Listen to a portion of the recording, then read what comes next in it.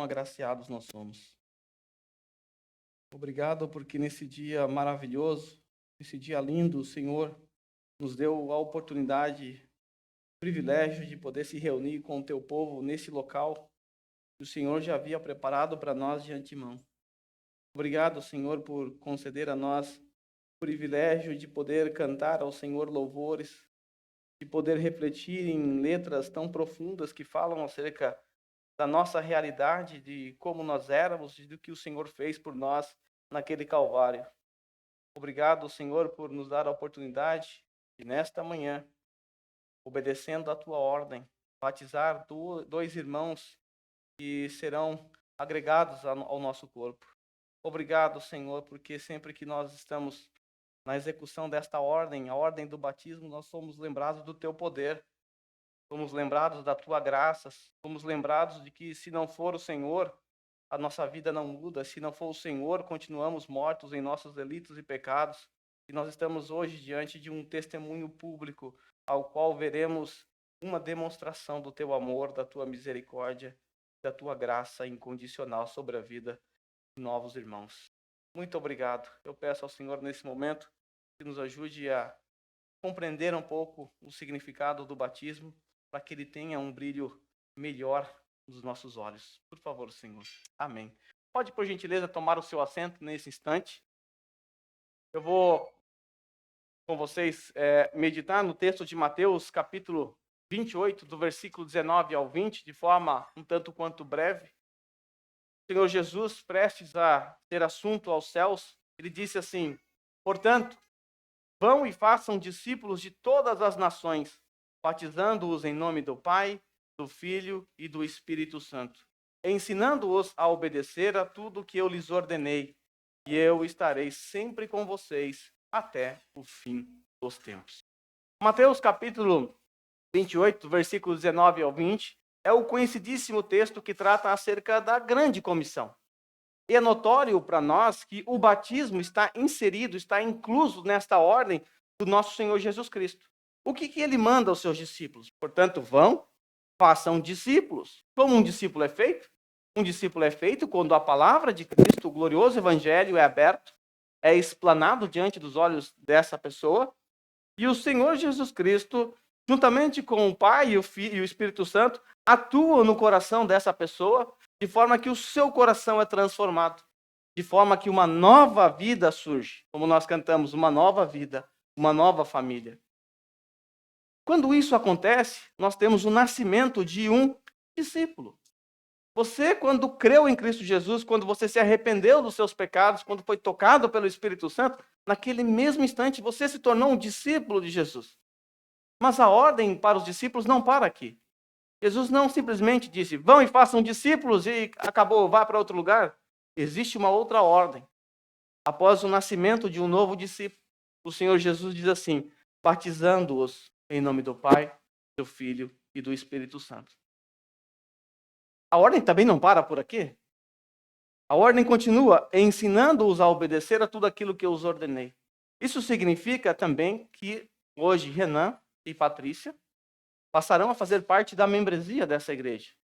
Eu sei que os irmãos já têm cuidado deles, já têm ajudado de alguma forma, mas hoje, de uma forma mais oficial e mais visível, esses irmãos serão inseridos na membresia dessa igreja e serão de responsabilidade de todos os membros e terão que obedecer à ordem de Jesus, continuar ensinando eles a obedecer a tudo aquilo que o Senhor Jesus Cristo ordenou. Consegue perceber como o batismo está dentro da grande comissão? Primeiro surge um discípulo, em seguida há o batismo, e o batismo marca a entrada dessa pessoa na membresia da igreja, onde ela será cuidada, onde ela será tratada. Nesse pouco tempo que eu tenho aqui com vocês, eu quero responder de forma breve o que significa o batismo. Afinal, por que nós estamos aqui hoje? Por que nós montamos uma piscina lá fora, que não é muito grande? Por que nós estamos aqui? Por que nós realizamos o batismo? Responder essa pergunta é de fundamental importância, porque muitas pessoas se confundem aqui. Algumas pessoas criam um entendimento tanto quanto místico acerca do batismo. Eu conheci alguém que se batizou porque ela acreditava que se ela se batizasse, ela ia parar de fumar. Batismo não é para isso. Eu conheci uma outra pessoa que se batizou porque ela acreditou que assim que ela saísse das águas, ela não mais pecaria, nunca mais pecaria na vida dela, ela se tornaria santa. Né? O batismo também não produz isso. Então, existem muitos pensamentos ou entendimentos místicos acerca do que é o batismo. O batismo não é para te proporcionar cura, não é para te proporcionar salvação. Eu lembro uma vez que um dos batismos que eu participei, numa igreja que eu fiz parte, após a moça sair da água, ela saiu gritando, agora eu nasci de novo. Então eu brinquei, mas era sério. Então volta para a água, porque o batismo não é para quem nasceu de novo, não é para nascer de novo. Então veja, existe um entendimento tanto quanto místico em torno do batismo. E eu vou explicar para vocês, trazendo uma definição. Vocês já sabem que eu gosto de definições. Eu quero trazer uma definição do que é o batismo e eu quero dividir ela em duas partes. O batismo, vamos lá para a definição, é o ato de uma igreja afirmar e representar a união de um crente com Cristo, imergindo-o em água, e o ato de um crente se comprometer publicamente com Cristo e com o seu povo, unindo assim um crente à igreja local e o distinguindo do mundo. Vamos então atentar para a primeira parte da nossa definição. O batismo, em primeiro lugar, é o ato de uma igreja afirmar e representar a união de um crente com Cristo. É preciso considerar, irmãos, que o batismo é algo que alguém faz a outro. Ninguém se auto-batiza. Sempre há no batismo cristão duas partes envolvidas. E no momento do batismo, ambas as partes estão afirmando alguma coisa ao mundo. Alguma coisa ao mundo. Aqui eu quero tocar num assunto que geralmente é desconhecido, quando se trata acerca dessa doutrina, a doutrina do batismo.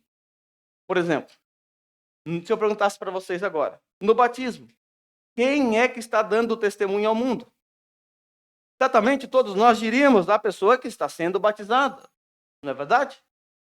Isso é verdade, mas isso não é tudo. Porque no batismo há sempre duas partes envolvidas. E as duas partes testemunham algo para o mundo e para a igreja como um todo. O batismo é o ato de uma igreja, não é o ato de um indivíduo. Então, no batismo, uma igreja afirma que alguém que professa a fé em Cristo Jesus, de fato está unido a Cristo, e o batismo ele representa dramaticamente essa união e todos os seus benefícios. No batismo, não somente a Patrícia e o Renan estarão dando testemunho, mas esta igreja também estará dando testemunho a respeito da vida deles. O que nós afirmaremos como igreja? Afirmaremos que esses irmãos, eles professam a fé em Cristo Jesus. Esses irmãos, de fato, estão unidos a Cristo Jesus. Portanto, eles representarão esta realidade no batismo. Através da imersão, eles estarão reproduzindo aquilo que Deus fez na vida deles. Geralmente, as pessoas afirmam assim, eu fui batizado pelo pastor fulano de tal. Eu creio que até certo ponto isso é verdade. No que compete ao ato do batismo propriamente dito. Por exemplo, o Jonathan pode dizer que eu o batizei, pensando no ato do batismo propriamente dito. Mas quando nós paramos para pensar acerca do significado do batismo, é correto então dizer que o Jonathan foi batizado pela Igreja Batista Reformada no Japão. Porque o batismo é o batismo de uma comunidade, é o batismo de uma igreja. Eu, como representante dessa igreja, como ministro desta igreja, ou como escravo dessa igreja, que a palavra ministro é essa mesmo, eu apenas represento a igreja no ato do batismo. Já pensou todo mundo ir lá? Haja água aí, né? Nós temos uma igreja com 1000 membros, né?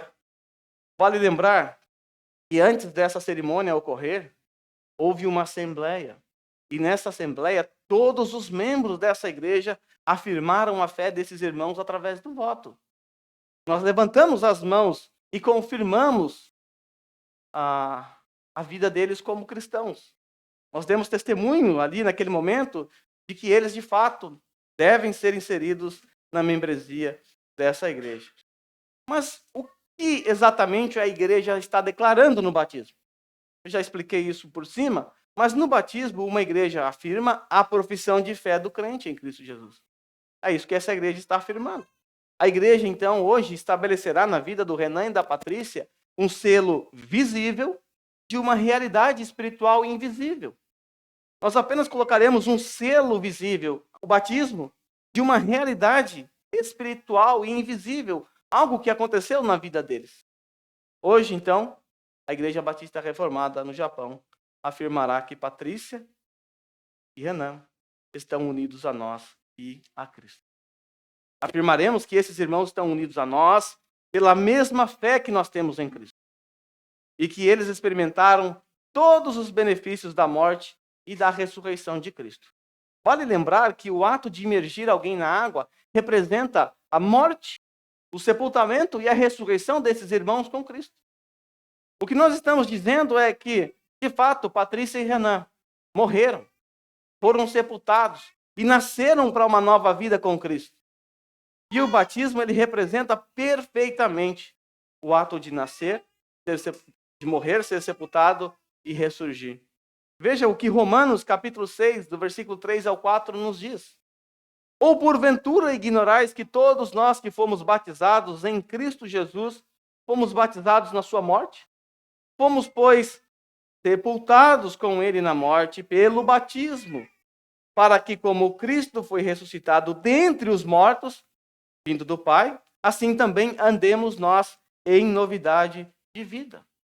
Ecoando esse texto, a nossa Confissão de Fé de Londres, de 1689, lá no capítulo 29, no primeiro parágrafo, afirma que o batismo é uma ordenança do Novo Testamento, instituído por Jesus Cristo, sendo para a pessoa batizada um símbolo de sua comunhão com Ele, um símbolo de sua remissão de pecados e da sua consagração a Deus através de Jesus Cristo para viver e andar em novidade de vida. O batismo é um símbolo da comunhão desses irmãos com Cristo, é um símbolo da remissão de pecados deles. E nós, como congregação, estaremos apenas ali ratificando e testemunhando a fé desses irmãos. Agora voltemos para a nossa definição. Nós já vimos que o batismo é o ato de uma igreja afirmar e representar a união de um crente com Cristo, mas há ainda uma outra parte da nossa definição, imergindo-o em água. Eu quero, nesse momento, tratar um pouquinho acerca do modo do batismo. Como uma igreja afirma e representa a união de um crente com Cristo? De que forma nós podemos representar e afirmar isso? Ao imergi-lo na água. A palavra grega baptizo, do qual deriva a nossa palavra batismo, literalmente significa mergulhar, afundar ou imergir. O fato é que nós encontramos na Bíblia vários exemplos de batismo por imersão. Vou citar alguns para vocês. Lembra da história do Felipe e do eunuco? Após Felipe expor o evangelho ao eunuco, que estava lá na sua carruagem, ele estava lendo o profeta Isaías. Felipe encosta nele e começa a conversar com ele. Não consigo entender porque não há ninguém que me explique. Felipe então se expõe a explicar o texto de Isaías que falava acerca de Jesus. E o milagre acontece. O Espírito Santo abre o coração do eunuco e ele crê em Cristo Jesus. Se arrepende dos seus pecados. Então o eunuco, que estava na sua carruagem, andando, sua carruagem real, ele era um representante real, ele disse assim: eis aqui a água, o que me impede que seja batizado? E aí nós lemos que então mandou parar o carro, ambos desceram à água. E Felipe batizou o eunuco. Quando saíram da água, o Espírito do Senhor arrebatou Felipe e eles não mais se viram. Note bem, irmãos, o batismo exigiu mais água do que eles tinham na carruagem. Certamente o eunuco tinha várias garrafas d'água ali, vários jarros d'água. Afinal, a sua viagem era muito longa. Ele veio de uma região longínqua. Certamente havia água dentro da carruagem. Mas o batismo exigiu mais água do que eles tinham dentro do carro. Por isso, eles tiveram que descer às águas, a fim de realizá-lo.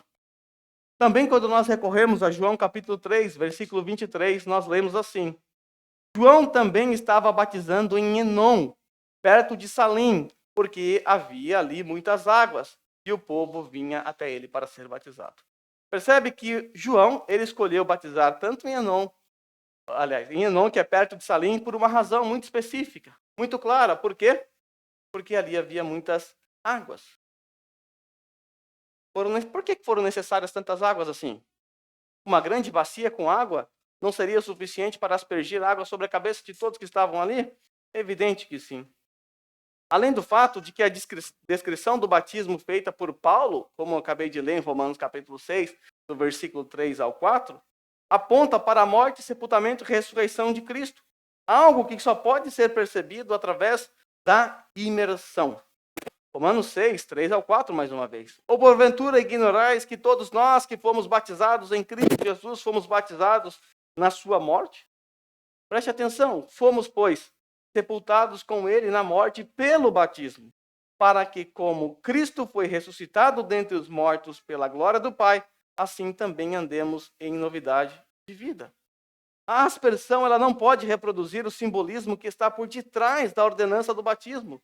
Somente a imersão imita fisicamente os atos de sepultamento e ressurreição.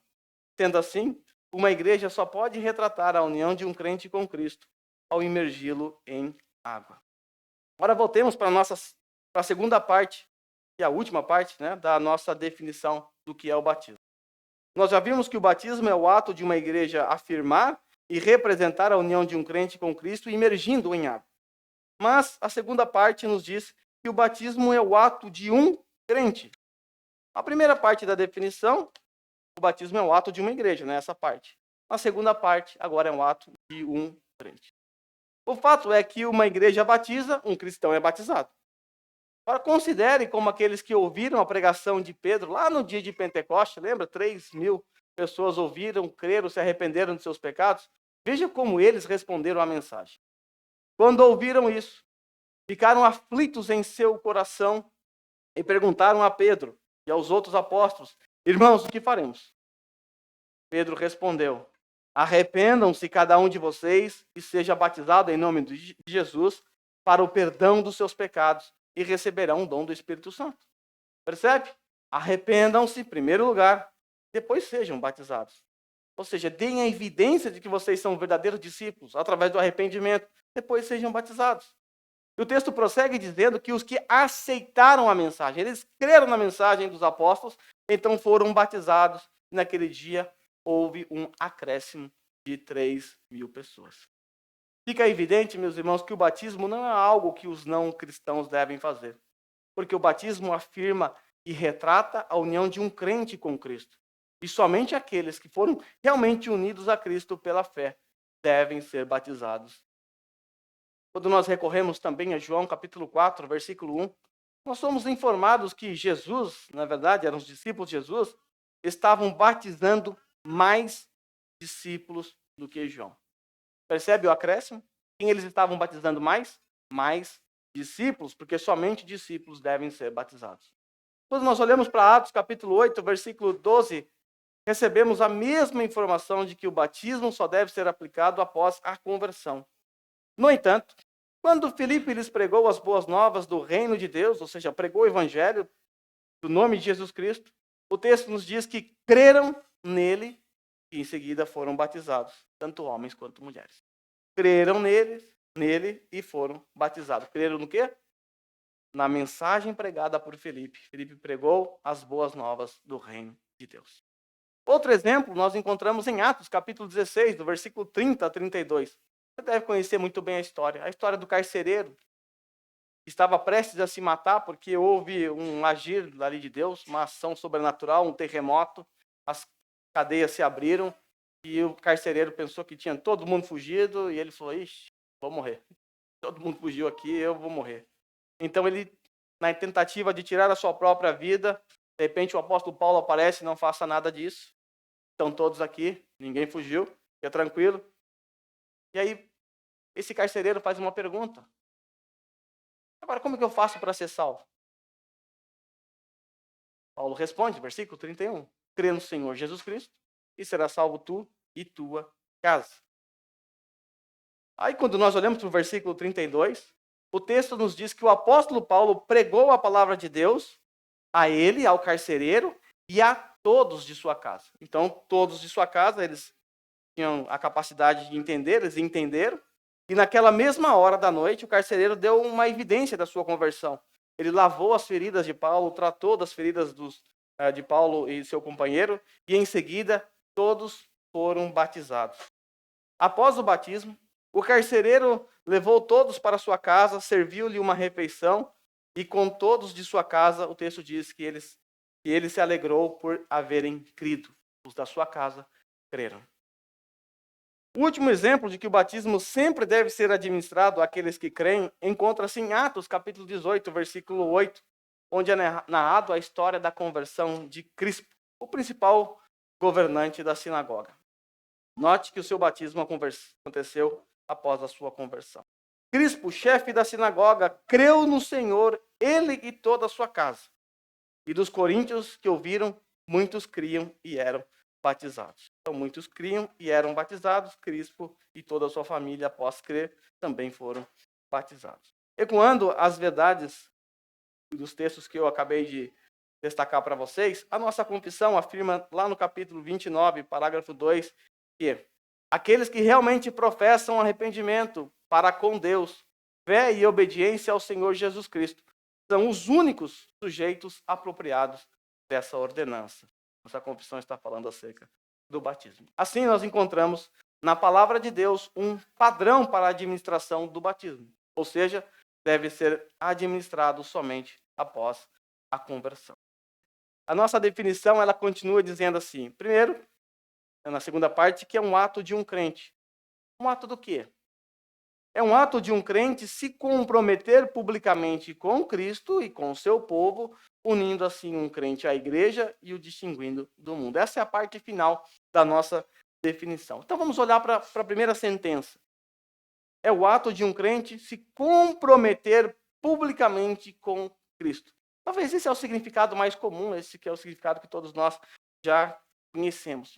Como um cristão se apresenta como cristão? Qual é a sua porta de entrada? Através do batismo. É o primeiro ato de obediência do cristão. Porque o batismo é como você professa publicamente a sua fé e a sua submissão ao Senhor Jesus Cristo. Quando Patrícia e Renan foram regenerados, algo aconteceu no interior deles. Houve uma transformação. E agora, no batismo, eles expressarão exteriormente aquilo que aconteceu no interior deles. O batismo é como os crentes declararão pertencer a Deus diante da igreja, diante dos membros, diante dos visitantes e também diante do mundo. Pensa naquelas pessoas que creram lá no dia de Pentecostes, aqueles que se arrependeram e foram batizados. O texto nos diz que todos eles saíram dentre a multidão para serem batizados. O que eles estavam fazendo? Naquele momento, eles estavam anunciando a si mesmos como seguidores de Jesus Cristo. Eles estavam dando um testemunho público, dizendo, nós, a partir de hoje, seguimos a Jesus Cristo. Mas também a nossa definição diz que é um ato de um crente se comprometer com o seu povo. Isso é, com a sua igreja local. O batismo, ele marca a entrada de um indivíduo na membresia da igreja. No batismo, um crente, então, ele se compromete não apenas com o seu Senhor Jesus Cristo, mas também com o povo dele, com a igreja de Cristo. Lembre-se o que aconteceu lá no dia de Pentecostes. O texto diz que então os que aceitaram a palavra e foram batizados, havendo um acréscimo de quase 3.000 pessoas. A grande questão é, a quem essas 3.000 pessoas foram acrescentadas? Houve um acréscimo a quê? A resposta é, eles foram acrescentados à igreja em Jerusalém, que de acordo com Lucas, anteriormente contava com apenas 120 membros. Agora tem 3.120, né? Ou quase 3.120. Sendo assim, hoje, Patrícia e Renan, além de estarem professando publicamente a sua fé em Cristo Jesus, eles se unirão a este corpo local. Eles terão seus privilégios, terão suas responsabilidades. Tudo que eles aprenderam na classe Novos Membros. Eles estão bem cientes disso. Então, no batismo, esses irmãos, estarão se comprometendo com Cristo e com a Igreja Batista Reformada no Japão. Eles estão se comprometendo a nos amar. Isso significa que eles vão nos servir, que eles vão nos submeter a nós, que eles vão aceitar a nossa repreensão. Isso significa que eles também nos repreenderão, porque fazem parte desse corpo. Então, eles nos amarão e serão amados por nós. Eu sei que eles já se sentem assim, mas agora é algo mais oficial. O batismo é o ato de um crente se comprometer publicamente com Cristo e com o seu povo, unindo assim o crente à igreja e o distinguindo do mundo. Ao efetuar esse compromisso, a igreja também fará um compromisso próprio. O ato do batismo comunica o compromisso do crente. Renan e Patrícia estarão dizendo hoje: eu, por meio do batismo, me comprometo com Cristo e com vocês, povo de Deus. E também comunica o compromisso da Igreja Batista para com eles. Nós afirmamos como igreja e reconhecemos a profissão de fé de vocês e nos comprometeremos a amá-los como membros deste corpo. Sendo assim, Patrícia e Renan, saibam que após o batismo, a Igreja Batista Reformada se comprometerá a cuidar, zelar e exortar, porque nós amamos vocês. Então, para terminar, o batismo é o ato de uma igreja afirmar e representar a união de um crente com Cristo, imergindo-o em água, e o ato de um crente se comprometer publicamente com Cristo e com o seu povo, unindo assim um crente à igreja e o distinguindo do mundo. Meus irmãos, eu quero, nesse momento, dar a eles, ao Renan e à Patrícia, a oportunidade deles expressarem publicamente o testemunho deles antes da profissão de fé propriamente dito. Eu quero chamar o Renan aqui à frente, o nosso irmão Renan.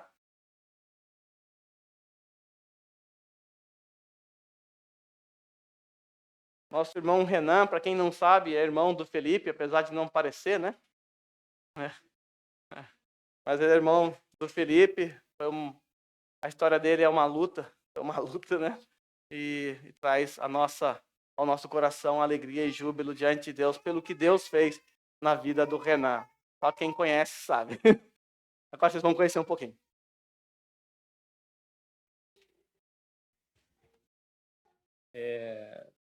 Estou meio nervoso, os irmãos me perdoem. Meu nome é Renan, né? Como o pastor havia falado, eu sou irmão do Felipe. Ele ser ali que está bombado ali agora, mas antes não era.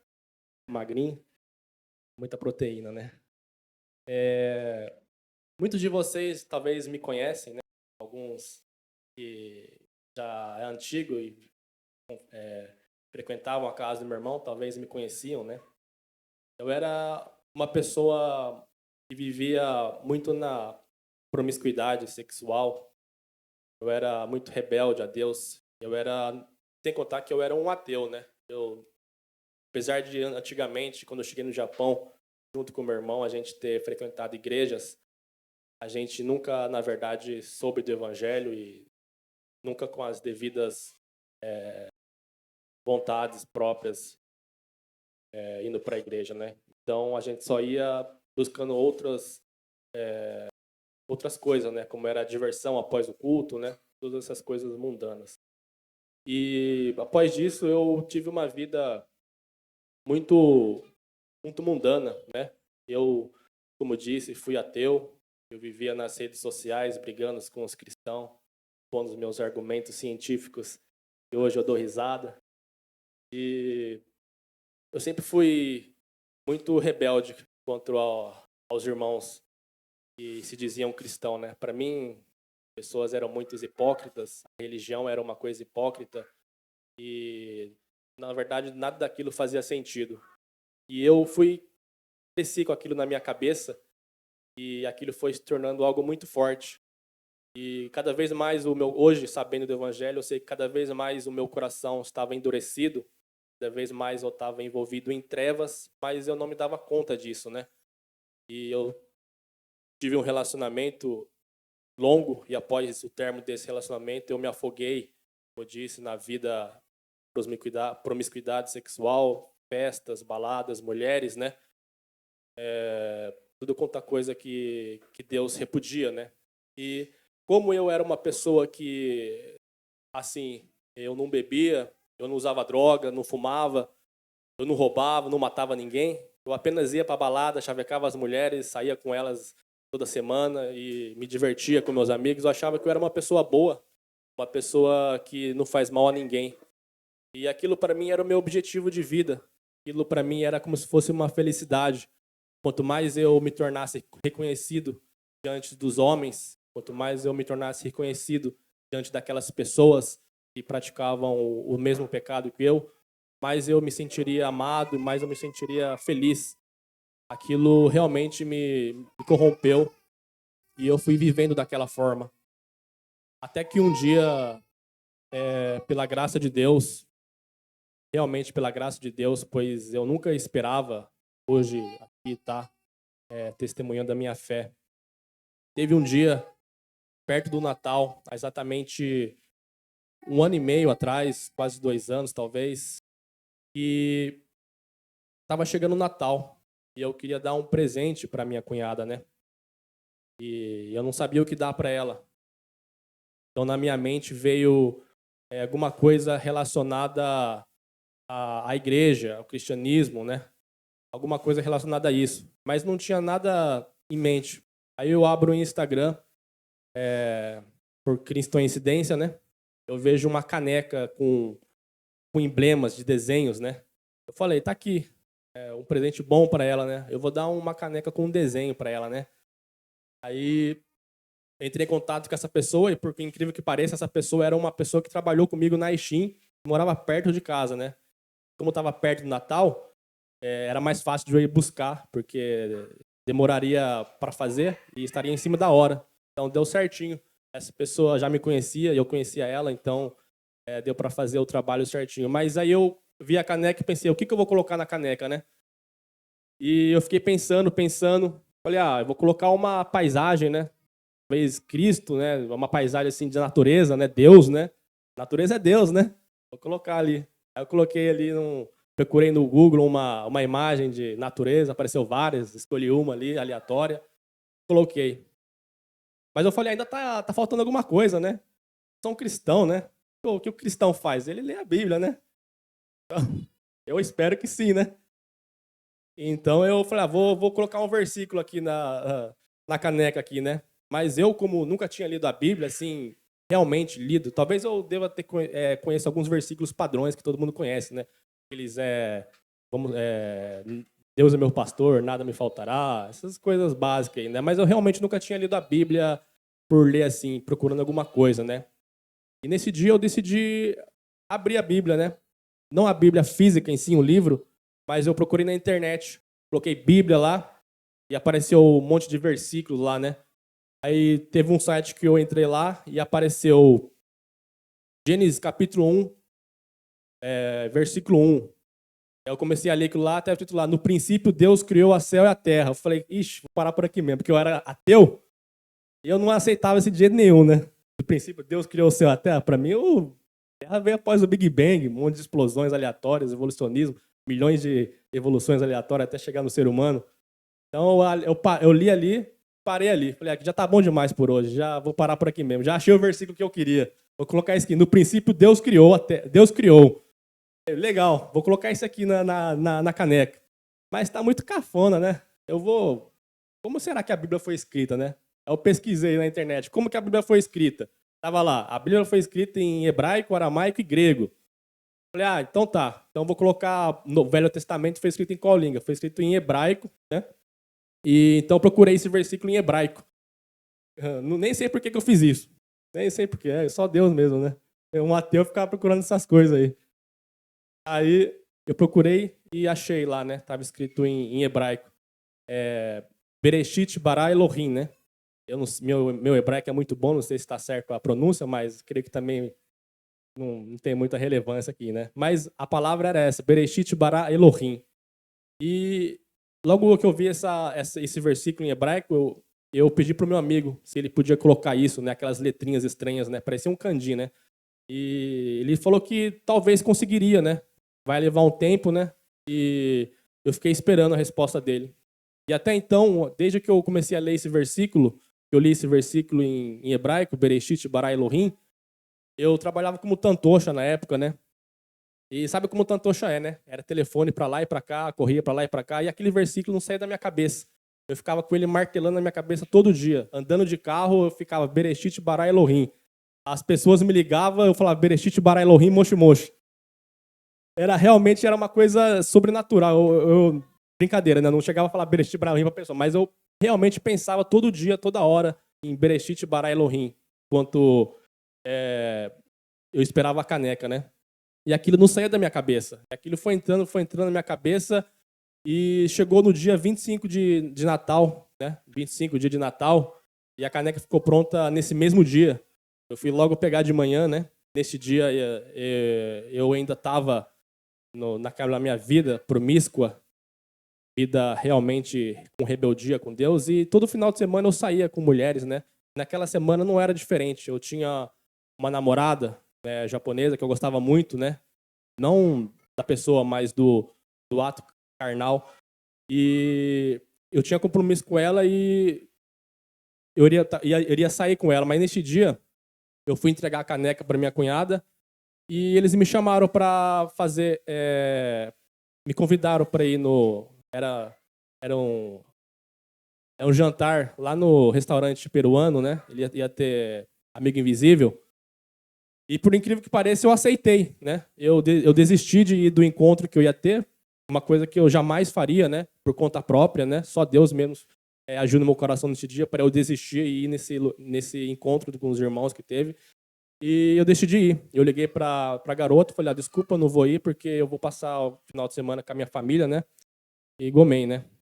Ela ficou brava desse dia, depois nunca mais me mandou e-mail, tudo bem. E eu decidi ir lá. E chegando lá, eu não conhecia muitos irmãos, né? Para mim, todo mundo... Eu não gostava das crentaiadas, falando assim por dizer, né? Desculpa o palavrar. Mas eu não gostava muito, né? Porque eu achava todo mundo muito hipócrita, tudo vivendo uma falsa religião, né? Essa é a que eu tinha na minha cabeça, né? E nesse dia, após a refeição, na hora da refeição, eu estava comendo a minha comida e o pastor Glauber, ele pegou o microfone para expor uma palavra, né, daquele dia, como sempre ele faz. E por incrível que pareça, o pastor falou a mesma palavra que eu estava martelando na minha cabeça naquele dia. E era apenas uma palavra, ele falou. E falou em hebraico ainda, que era Bereshit. Eu estava de boa comendo meu almoço lá, sossegado. Falei, vou comer, ir embora daqui, ir pra balada, que logo depois tem mais, né? Lá em Nagoya tá aberto até mais tarde, então vou sair daqui e vazar rapidão. Aí ele tava falando, aí quando ele tocou no assunto Bereshit, como assim? Aí eu comecei a prestar atenção no que ele falava e eu fiquei... Meus olhos começaram assim a brilhar no que ele falava assim. E ali eu comecei a perceber uma coisa estranha em mim, que eu nunca tinha percebido antes, que eu estava atento ao que ele estava dizendo, com apenas a palavra que ele disse, que estava martelando na minha cabeça aquela semana toda, né? Então, a partir daí começou o agir de Deus em meu coração, né?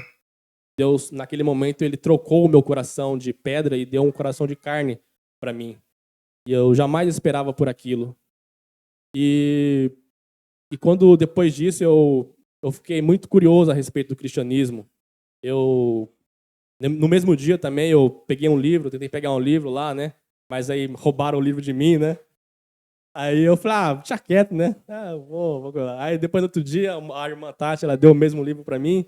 Aí eu falei, vou estudar esse livro aqui. Era o livro do MacArthur, né? Que falava sobre Jesus Cristo, a profecia de Isaías. E como eu sou muito assim, gosto muito de pesquisar, de estudar, eu comecei a estudar sobre aquilo profundamente. E eu comecei a olhar as verdades e aquilo foi tocando meu coração cada vez mais. Meu coração foi se abrindo, meus olhos foram se desvendando, eu fui enxergando com outros olhos o mundo. E a cada vez mais que eu ia estudando, eu comecei a pegar uns livros da minha cunhada, do Paul Washer, de outras pessoas. E aquilo, quanto mais eu lia, mais eu olhava para mim e eu via o quanto que eu era rebelde, o quanto que eu era um pecador. E aquilo começou a me incomodar. Eu já não era mais a mesma pessoa. Eu ainda continuava indo para os lugares que eu ia, mas já não era mais a mesma coisa. Havia uma consciência que pesava em mim já. Meu coração já não sentia mais feliz naqueles ambientes. Então, eu comecei a ler, eu comecei a estudar mais e cada vez mais meus olhos se abriam. Mas aí ainda tinha um outro preconceito, que era ir para a igreja. Né? Para mim, eu poderia ser cristão do meu jeito, né? Eu aceitava assim, eu creio em Deus agora, mas eu jamais vou para a igreja, porque a igreja é um lugar que eu nunca vou pisar, porque é um lugar que pessoas que realmente eu não gosto. E Valeu. e eu fiquei com aquilo na cabeça, né? E foi indo. E eu falava por conta própria, eu consigo ser cristão por conta própria, sozinho, né? Não preciso de ninguém, não preciso da igreja. E aquilo foi me incomodando. Chegou as famosas, né? As batalhas espirituais que a gente tem. E toda vez eu me via caindo de novo, toda vez eu me via voltando para os mesmos pecados, para os mesmos lugares que eu ia, né? E eu comecei a desanimar do cristianismo. Eu falei, isso daqui não é para mim. Acho que eu tive só um ataque, foi só uma coincidência ali mesmo, foi só uma emoção passageira. Eu acho que não é para mim isso aqui. Eu acho que não sou chamado de Deus nem nada. E eu comecei a ficar muito confuso a respeito disso. Por que eu sabendo da lei de Deus, eu sabendo da palavra, eu querendo fazer o bem, mas o mal que habita em mim, ele fala mais alto, né? E nesse mesmo dia eu mandei um e-mail para minha cunhada e eu falei para ela das minhas batalhas que eu estava tendo e ela me mandou um versículo que era de Romanos 7, né? Onde Paulo falava dessas batalhas. E novamente esse versículo ele ficou no meu coração e fala exatamente disso, né? Miserável homem que eu sou. E essa palavra, miserável homem que eu sou, ela me tocou muito o coração, porque eu percebia que realmente eu era um homem miserável, miserável demais na frente de Deus. Um pecador que não merecia nada, não merecia graça, não merecia nada, merecia apenas o julgamento eterno de Deus, que era o que eu merecia. E aquilo foi novamente mergulhando na minha cabeça, e mesmo assim eu não queria ir para a igreja. E chegou um ponto que eu já ia desistir de ir para a igreja. Já falei, não quer saber? Eu vou desistir do cristianismo e vou parar com tudo isso. Foi muito bom enquanto durou, como se fosse uma ex-namorada, né? Foi muito bom enquanto durou. Mas quando eu estava desistindo, né?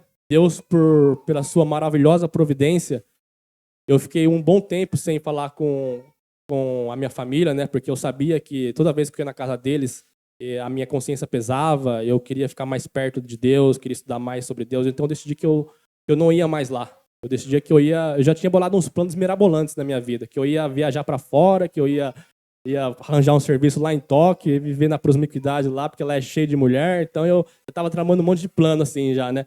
Eu falei, e nesse dia eu marquei um cabeleireiro com a Magda, né? Não sei se vocês conhecem a Magda, ela corta cabelo.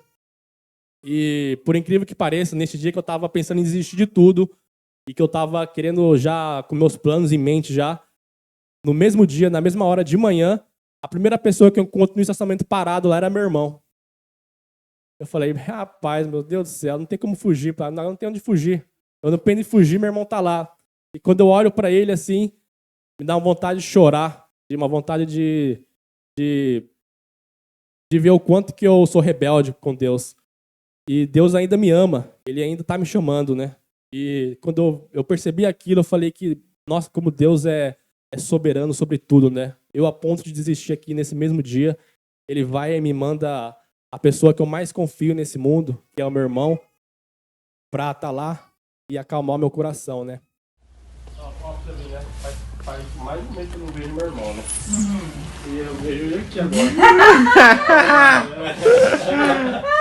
Vem fazer chapinha? Eu não te falei ontem que ia ser surpresa, né? Vem fazer chapinha aqui, Ele bigode. não faz chapinha, lisinho, para. Tá bom também? Aí, pai, ó. Ó quem tá cortando o cabelo aqui, ó. Tá vivo, pai, não tá morto, não. Então, depois desse dia, era um sábado. Era sábado ou era domingo, não lembro. Mas nesse dia, toda aquela vontade que eu tinha de desistir de tudo, de largar tudo, abandonar tudo, foi embora. E eu fui para casa deles nesse dia, depois de umas 3, 4 semanas sem falar com eles, sem nada, né? Eu tinha cortado relações e não queria mais ir para lá. Mas nesse dia eu fui lá, passei o dia ou a noite lá. E comigo eu falei assim, eu tava esperando nesse dia eles me convidar para a igreja, né? E eles nunca me convidaram para a igreja, assim, nunca falaram, vão lá na igreja lá, fazer assim. Não, eles me convidavam assim para ir a alguns eventos, assim, né? E eu fiquei lá esperando, assim, eu falei assim, será que eles vão me convidar para ir para a igreja hoje? Será? Se convidar, eu vou, né? Convidar, eu vou. Aí tava dando a hora de ir para a igreja, eu lá esperando, assim, falei, não vai me convidar, não. Aí eu peguei o carro e fui embora, mas fui devagarzinho, assim, falei, vai se eles me convidam, né? Eu tô no caminho ainda, né? Aí, nesse dia, meu irmão me mandou uma mensagem, quase antes do culto, falou, vai ter culto aqui perto. Aqui. Eu falei, opa, Deus agindo de novo aí, ó. Aí eu falei, hoje eu vou lá. E decidi ir pro culto, né? Realmente eu tava, nesse dia, eu lembro até hoje, eu tava tremendo, tava muito pensativo. A primeira vez que eu ia na igreja, assim, realmente com um objetivo, né? Realmente sabendo o que eu estava fazendo, né? A outra vez eu ia por diversão mesmo, não sabia nem o que eu estava fazendo. Mas nesse dia, realmente eu fui sabendo o que eu estava fazendo. Eu estava muito nervoso. Eu lembro que foi aqui em Requinã, onde a gente faz sempre, naquele do piso, do tapete verde, né? E eu chegando lá no carro, parei no estacionamento e comecei a ficar pensativo se eu entrava ou não entrava, né? Muitos pensamentos na minha cabeça naquele dia. E eu também queria ir embora, mas a força que me mandava entrar era maior dentro de mim, né? Eu vi o culto começando, falei, vou embora, já não dá tempo mais. Mas eu parei no banheiro e olhei no espelho e eu falei assim, Senhor, eu tô aqui, o Senhor me mandou pra cá e eu tô tremendo, meu coração tá palpitando muito. Eu não sei, eu não tô conseguindo pensar direito, mas eu sei que o Senhor me quer aqui e eu vou entrar, né? E nesse dia, eu lembro que eu peguei meu celular e eu comecei a escrever umas palavras que eu deixei. E eu queria ler para os irmãos aqui a palavra que eu deixei, tá no meu celular.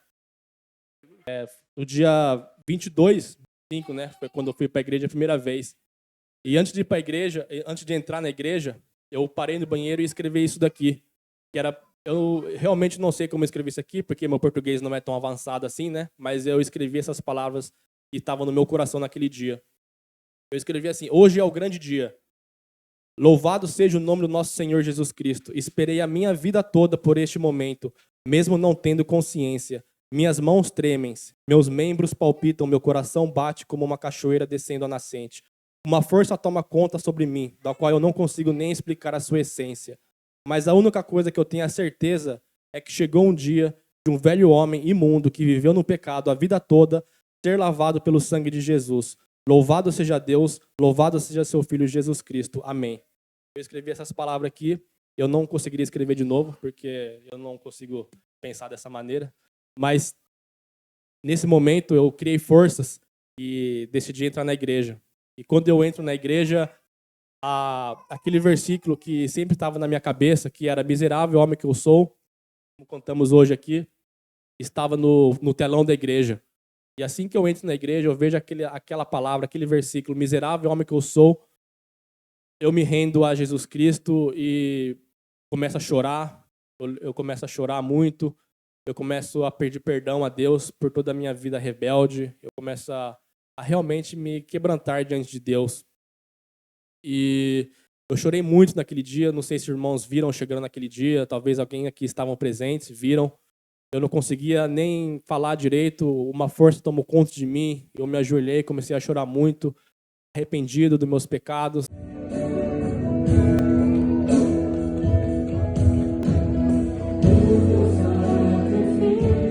Mas logo em seguida, o meu coração se acalmou, eu fiquei calmo, parecia que uma enorme força veio e tirou aquela carga que estava em cima, que estava dentro de mim e me deixou leve, deixou com espírito de mansidão. Eu estava calmo, estava alegre naquele dia. Então ali eu percebi que ali era o meu lugar e que eu fui, pela graça de Cristo, pelo seu amor que me amou primeiro, eu fui renascido de novo diante de Deus. Então, mas confesso aos irmãos que não é uma caminhada muito fácil, né? Uma pessoa como eu que vivia nesse mundo, que era ateu, eu tive muitas quedas, caí muitas vezes, mas todas as vezes que eu caía, todas as vezes que eu pensava em desistir, Deus estendia a sua mão novamente para mim. Deus estendia a sua mão e me tirava do fundo do poço de novo, e com a sua graça me levantava. E todas as vezes eu crio forças pela graça de Jesus Cristo e eu consigo ter forças para lutar contra a minha carne, contra as minhas batalhas espirituais. Então, eu agradeço muito aos irmãos da igreja que oraram por mim, aos irmãos da igreja que sempre não se esqueceram de mim e lembraram em suas orações por mim. E agradeço muito a Deus pela sua enorme graça, pela sua enorme, pelo seu enorme amor para um pecador como eu. Então, esse é o meu pequeno testemunho, né, diante da igreja.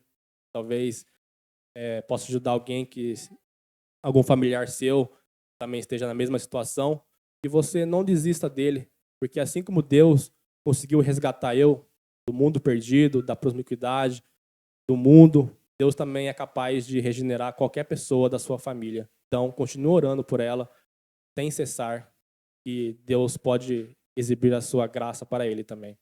Muito obrigado a todos. E queria mostrar a caneca aqui para vocês, né? É essa caneca aqui, que tem essas letras em hebraico aqui. Foi essa caneca aqui que Deus me chamou. Realmente. Como o pastor, eu lembro, o pastor uma vez pregou, né? Que Deus tem o poder da palavra dele, né?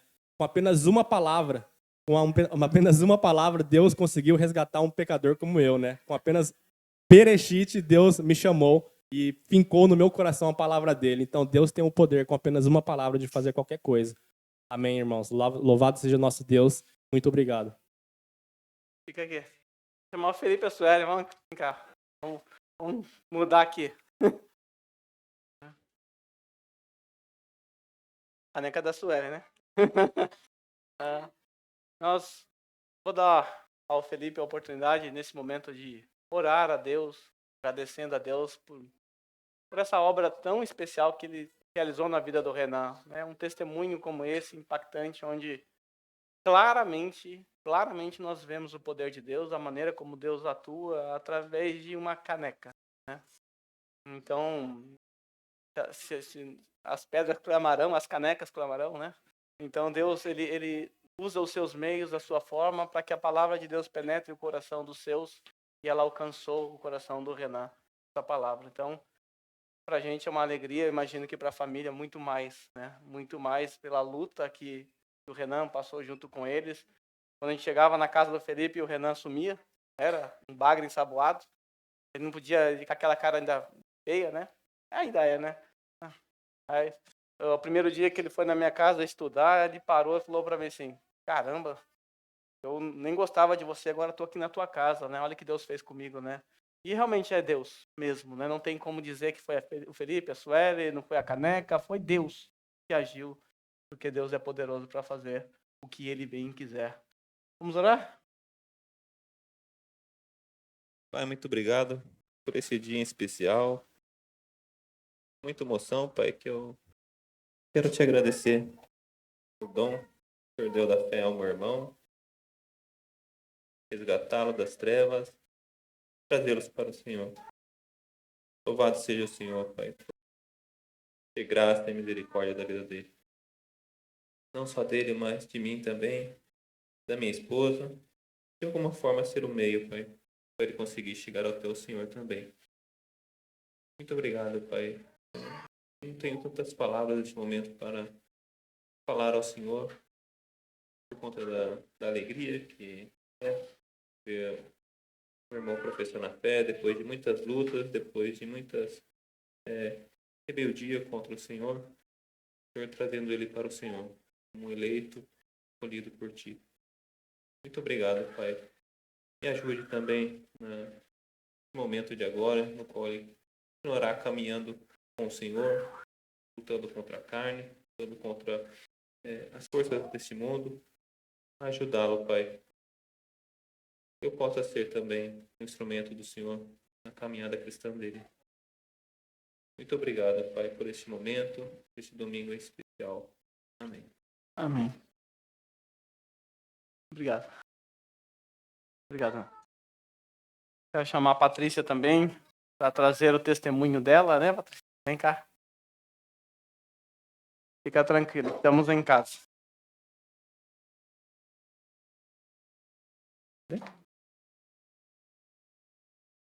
Quer que eu segure para você?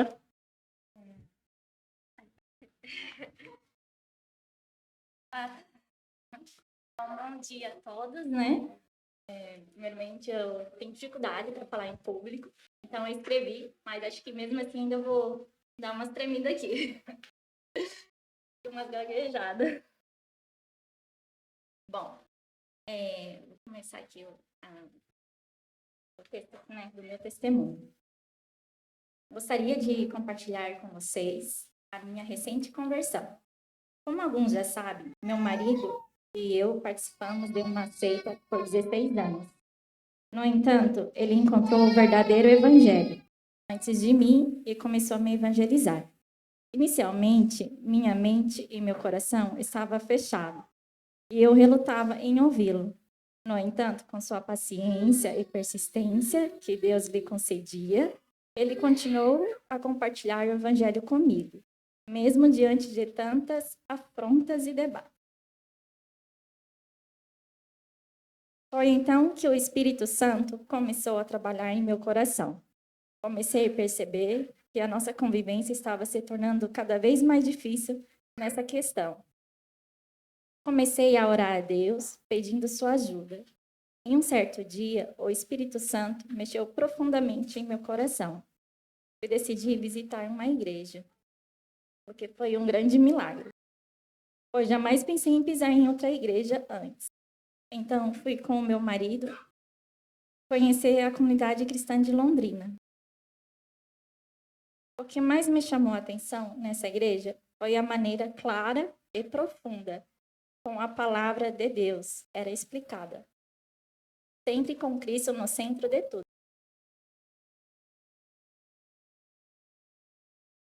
Essa semente da fé começou a brotar em meu coração. No entanto, Deus ainda tinha muito trabalho a fazer em mim, pois eu estava cheia de religiosidade. Participamos da comunidade durante um ano no Brasil. Posteriormente, viemos para o Japão.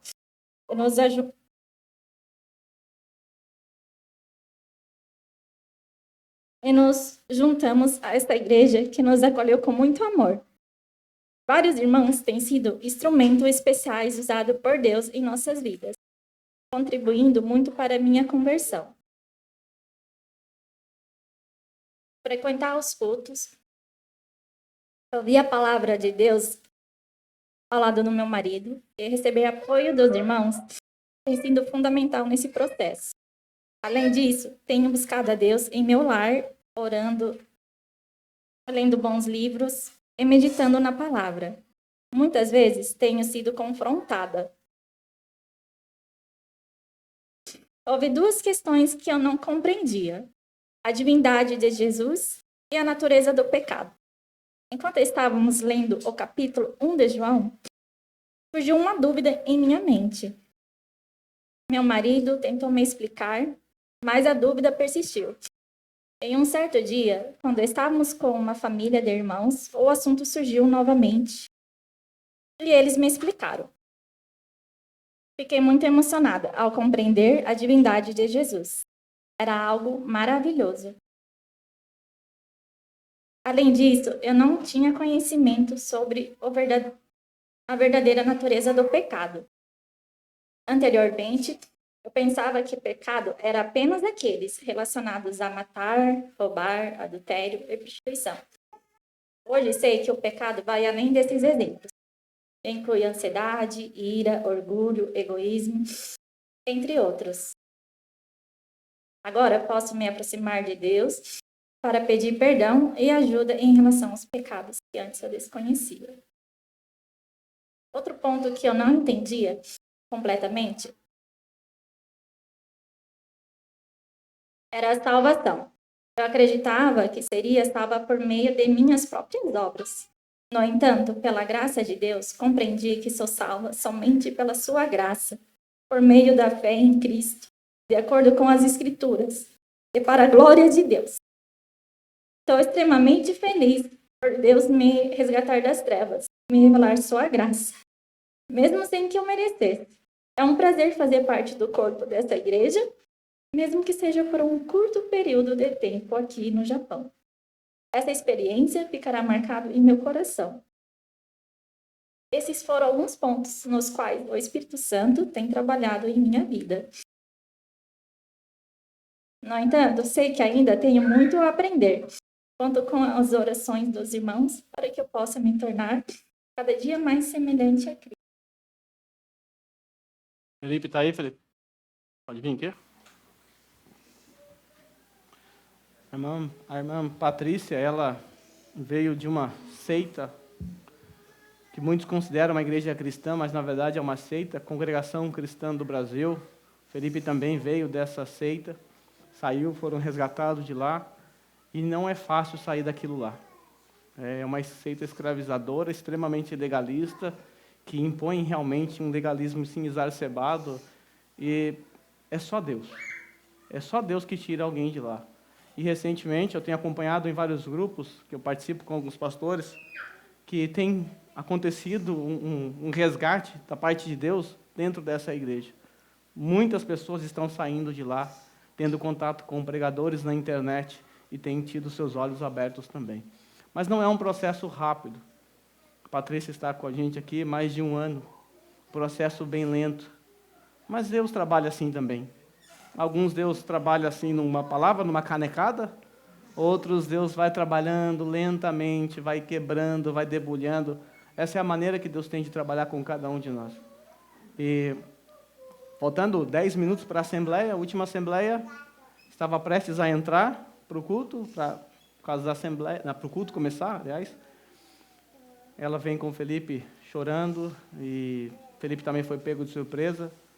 E aquilo foi uma alegria tão grande para mim e também para alguns irmãos depois na assembleia. Porque nisso nós percebemos Deus trabalhando. Tanto ela quanto o Renan, humanamente falando, nunca iam mudar, nunca iam crer. Ela continuaria na religiosidade dela, no paganismo cristão. O Renan continuaria sendo um ateuzinho Nutella. Mas Deus mudou a vida deles. Deus transformou o coração deles e hoje eles estão aqui como uma demonstração viva de que Deus tem poder para fazer o que Ele quiser. O que Ele quiser. Eu vou dar oportunidade para o Felipe. Não? Não vai aguentar? Não aguenta? A Laura, então, acompanhou a Patrícia por um tempo. Terá o privilégio. Então, eu estou aqui, que eu ainda tenho batismo para fazer, gente.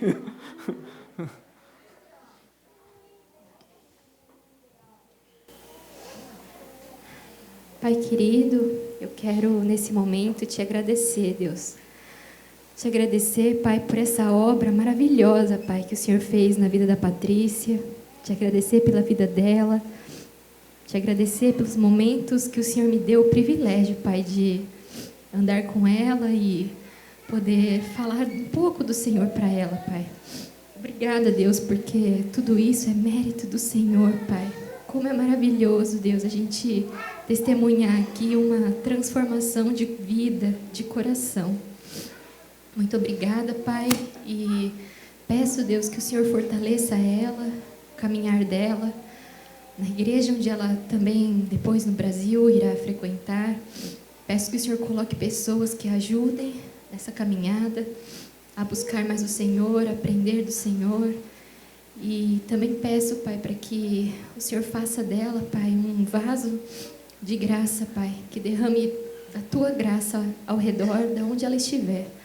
E assim também peço que o Senhor ajude com a sua filha, para que ela possa discipular agora sua filha também nos Teus caminhos. Como uma nova discípula do Senhor que ela também faça muitos mais para o Senhor. É em Teu nome que nós oramos e agradecemos. Amém. Amém. Obrigado. Poxa, obrigado. Bom, irmãos, nosso Senhor Jesus Cristo ordenou que os seus servos fossem um só corpo com Ele, unindo uns aos outros pela profissão da mesma fé e pela esperança nas mesmas... Alô? Pela esperança nas mesmas promessas gloriosas.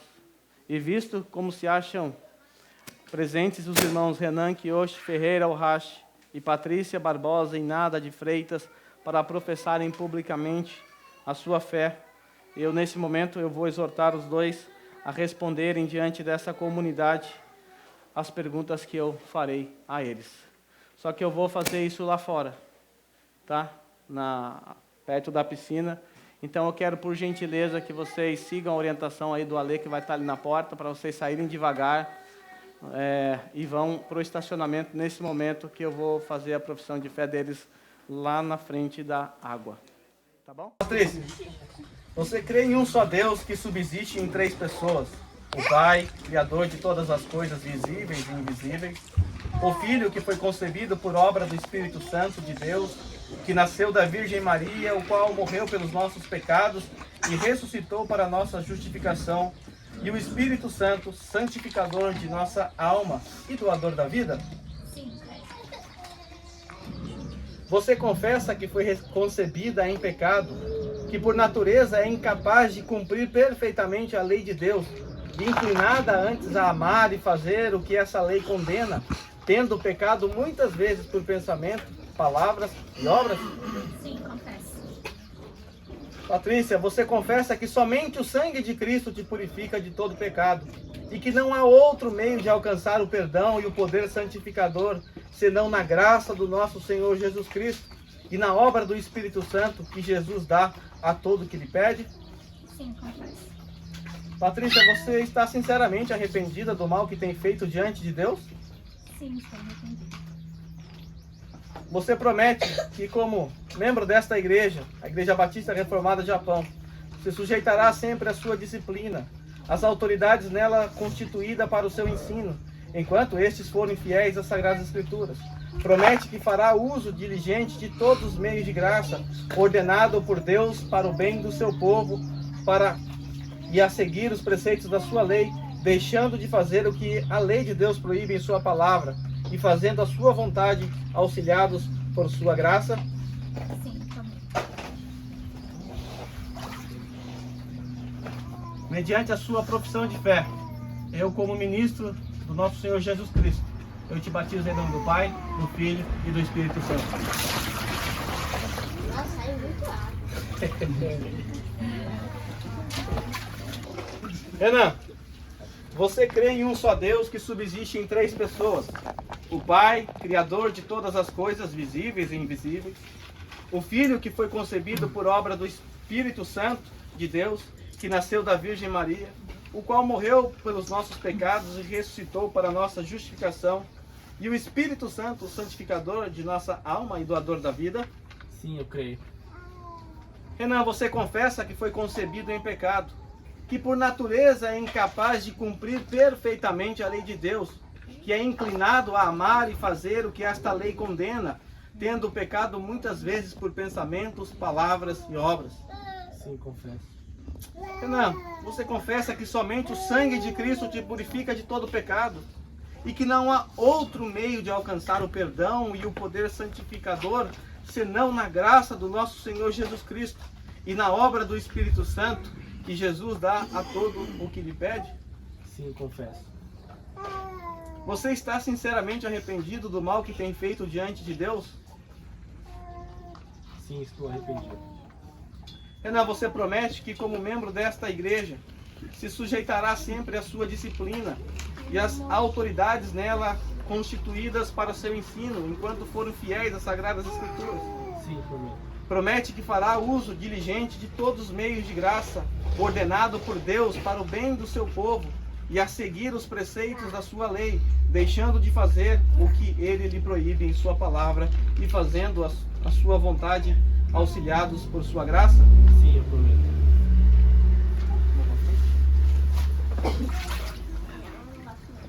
Mediante a sua profissão de fé, eu, debaixo da ordem do nosso Senhor Jesus Cristo, eu te batizo em nome do Pai, do Filho e do Espírito Santo. Foi pior que mim. Molhou mais. Eu quero fazer uma oração breve por eles aqui. A seguir nós vamos retornar com muita calma, tá? A Deus pela vida deles. Um momento de muita alegria para nós. Senhor, nós queremos te adorar, Senhor, nesse momento, reconhecendo quanto o Senhor é poderoso. Veja o que o Senhor fez. o Senhor transformou mais 2 vidas. O Senhor salvou mais 2 pessoas, mais 2 irmãos. O Senhor resgatou esses irmãos do inferno, da condenação. E por que o Senhor fez isso? Simplesmente porque o Senhor é um Deus gracioso. Um Deus que não olha para a nossa condição. Um Deus que não espera nenhuma boa obra de nós. É um Deus que nos ama primeiro. Então o Senhor, na eternidade passada, olhou para eles e os amou. Assim como o Senhor fez com a tua igreja. Senhor, é um grande privilégio para nós, como igreja do Senhor, reunida aqui no Japão, receber esses irmãos, ouvir a profissão de fé deles, escutar o testemunho público. Obrigado, Senhor, porque isso acrescenta a nossa fé, isso aumenta a nossa fé, isso traz júbilo e alegria aos nossos corações, porque nós percebemos claramente o teu poder que outrora agiu em nossas vidas. E de acordo com a tua palavra, o poder que atuou em nós, o poder que atuou na Patrícia e no Renan, é o mesmo poder que ressuscitou o Cristo dentre os mortos. Ó, quanto poder! Sendo assim, nós estamos diante de um milagre. Obrigado, Senhor, por permitir que os nossos olhos contemplem esse milagre. Obrigado. Fortalece a fé dessa igreja. Guarda o coração dos meus novos irmãos. Que eles cresçam, desenvolvam na sua fé e que eles também obedeçam à ordem do Senhor Jesus de fazer novos discípulos para a honra e glória do Senhor. Amém.